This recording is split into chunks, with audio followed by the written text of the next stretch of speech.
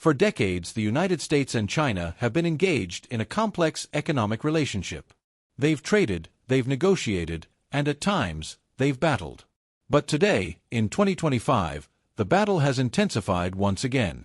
With new tariffs, diplomatic disputes, and shifting global trade alliances, the stakes have never been higher.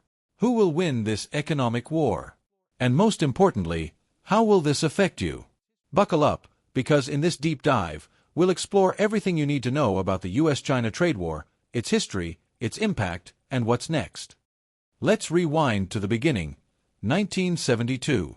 This was the year President Richard Nixon took a historic trip to China, officially opening diplomatic and economic relations with a country that had been largely isolated from the Western world. This move wasn't just about politics, it laid the foundation for a massive economic partnership that would shape the future of global trade. Fast forward to 2001, when China officially joined the World Trade Organization. This was a turning point. Over the next 2 decades, China became the world's manufacturing powerhouse, flooding global markets with affordable products and dominating industries from electronics to steel production. But by the 2010s, the relationship started to sour. The US accused China of currency manipulation, intellectual property theft, and unfair trade practices.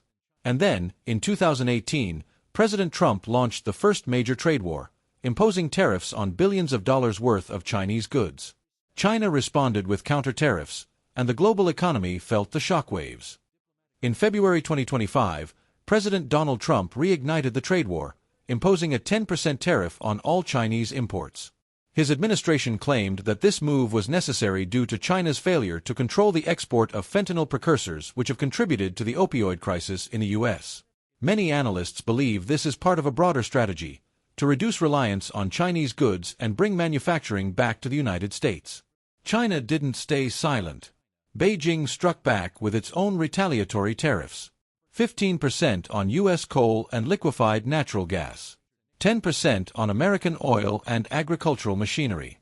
And most significantly, a dispute filed with the World Trade Organization. The question is, what happens next? Trade wars don't just affect governments, they impact businesses, consumers, and global economies. Let's break it down. Winners. Companies in Vietnam, India, and even Mexico are looking for alternatives to China. Some American manufacturers benefit as companies shift production back home. China is investing billions into semiconductors and technology to reduce its dependence on U.S. imports. Losers. Higher tariffs mean higher prices. Many rely on Chinese components, and disruptions will slow production.